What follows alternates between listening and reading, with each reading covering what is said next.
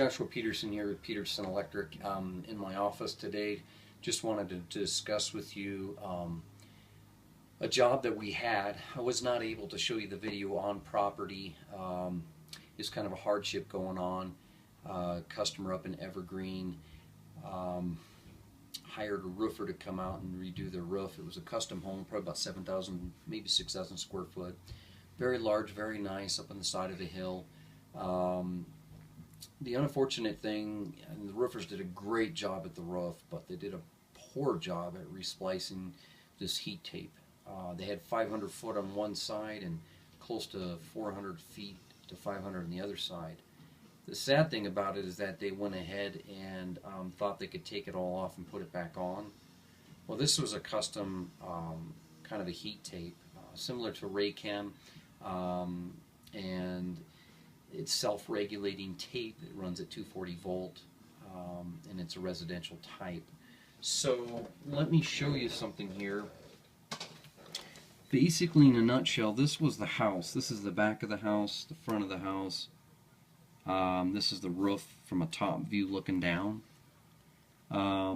This is our distribution where the power came into the home on the side of the home outside, and then it fed to a sub panel downstairs. Well, customer X had to come in and turn on the heat tape. Basically, the husband, it sounds like, would go outside, turn this on, and she would do the basement inside. And the issue was is that she said she had thought she saw it pop, and then he outside, definitely when I got there, saw this pop too. The breaker was arcing. Well, the stuff is 240 volts, so this is kind of like an example of looking into it. If you cut it, here's the outside sheath. The green part is the mesh for the ground, and then this would be one of the hots here, the black, and this other one, let's just assume, would be the red. Okay, so that would be your dead short at 240 right there in your heat tape, and this mesh is your ground. This is your grounding symbol, like an arrow. Okay, well, this up here is an example of right here, the yellow. Let's just call this our gutter. This stuff was really unique because on the outside of it, you know, you have all your shingles and shakes up here.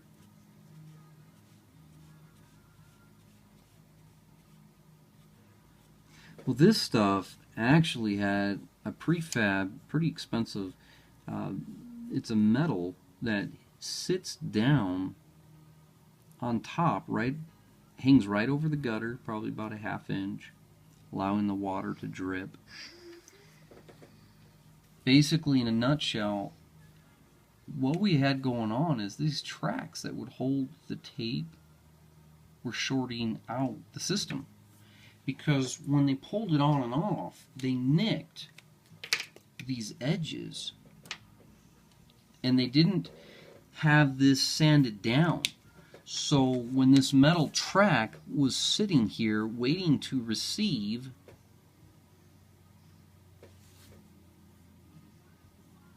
the heat tape, these outside edges were really, really rough, and that was starting to cut into the insulation. So basically, in a nutshell, this yellow represents one of the circuits at 240, the two circuits at 500 foot long. This green would represent the track, and where we saw shorts going on was here and here, kind of all over. The first thing I could not solve was why the breaker was tripping, and finally I took out the GFCI, put in a normal breaker, still had that pop, and finally took out their splices where they T-tapped to go down the gutter and around. That took away the 240 volt shorting out. But then finally I started to have that one breaker hold, which was a non-GFCI at the 2-pole 30. When I put in the GFCI, over here in this panel, it tripped again. Well, I knew it wasn't the T-stat, which was sensing cold and also moisture. I knew it wasn't underground here going to this PVC box, and I knew that once I took out these 240 splices that were bad, and that's him using a heat gun to heat shrink around it. The connections were poor. I then found that I had a 110 issue going on. So we eliminated the 240 issue from here to here, which would be here to here blowing, okay, the fault. But then we definitely had some kind of ground fault going on. And that was shorting mostly between the red and the ground was higher than the black. So you have to understand that there's a huge resistance in this stuff. It's only running somewhat around, I believe, 1 to 3 watts a foot, which is very minute. But I heard some crackling going on when I was sitting at this J-box looking up on the roof. And I got up on the roof and had another gentleman put the wires together to short them before the breaker would blow. And here's what I saw. If I took my meter and I put an amp clamp around this side and then also over around this side. Here's the interesting thing. Where I saw more of the crackling going on in this box over here, which was identifying the red side, on that phase, the second phase, that's where I saw the ohms go up to 50, or excuse me, not ohms, I apologize. I went up to almost 50 amps on one side, and then down on this side I went down to, geez, just about 5 amps, almost to 1 amp. And, excuse me, I was mistaken. It wasn't a 30 amp breaker, it was a 50 amp breaker in here. So what we had going on is that because we had some dead shorts going on with the splice and we eliminated those, cut those out because you cannot resplice those unless you cut them off and get new connection pieces and heat shrink that down again. We went ahead and we just put in the wires with some caps, and I know that creates some resistance there, but we were just trying to test it. Once we took out those T splices, the 3 that we thought, then that seemed to cure the dead short issue. But the line to ground issue, we started to see that issue going on with the abrasions that I told you about that were with the channels where it was nicking because it wasn't sanded down properly. And what was really difficult on a roof at 22 feet high is we could not just peel off that metal and look in the gutter where these wires were, because that metal was shoved underneath the shakes and they would have had to literally come up there and start pulling things apart to get to that. So a lot of these parts were somewhat hidden. But what we ended up finally finding out is that that resistance that was going on here, and it was shorting out on this, let's call these green right here, the tracks. As it was shorting out, we could hear it snapping, and then down here the amperage would increase. So as you had your resistance go up because of damage, what had happened with that resistance going up, that the current also followed that, because we started to lose voltage. I actually saw a connection up here where when I was losing voltage and I was reading my meter, we went from 240 volt and it would go all the way down to 180 volt, and then it went down to 170, and then it came back up to 200.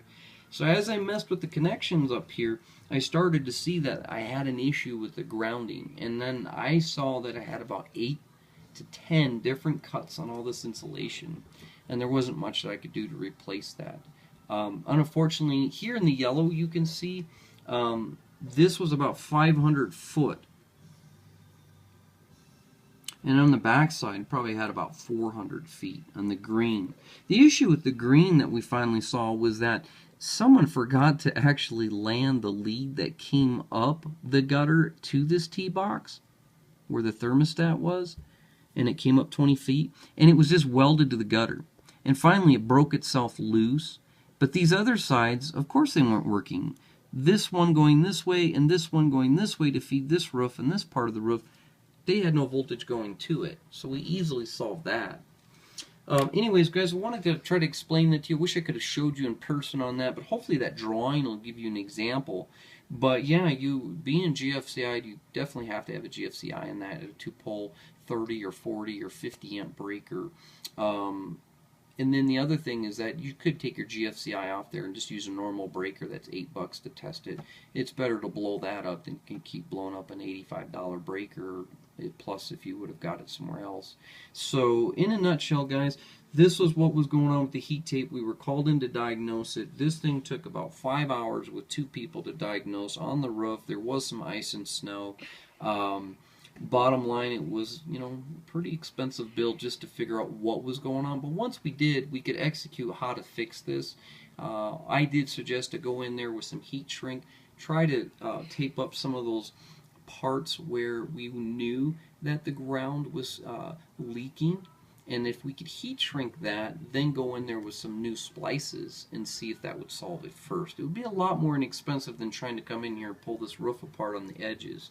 Because again, one last video thing here, that this metal here that was sitting over the heat tape in the track, the heat tape was actually designed to heat this metal and cause the whole thing to slide off.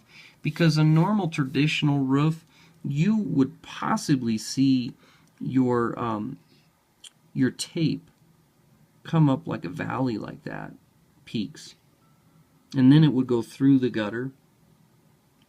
So they wanted to avoid that look, and that's why they had this prefab metal put right over all of that, so all the snow would just slide right off and there wasn't that look. Anyways, guys, sorry that the video was a little long. Hopefully it tries to help you out a little bit more about heat tape and why it trips. It is definitely testing one portion of the circuit at a time, from the breaker to the first leads of wire to that thermostat, from the thermostat up the gutter. Then at that point, from that spout, we can get into the gutter and then start pulling things apart to try to test it. It is very expensive systems to put in. It's not going to be your cheaper big box store stuff. But anyways, thanks for joining us, guys. Hopefully they helped you out.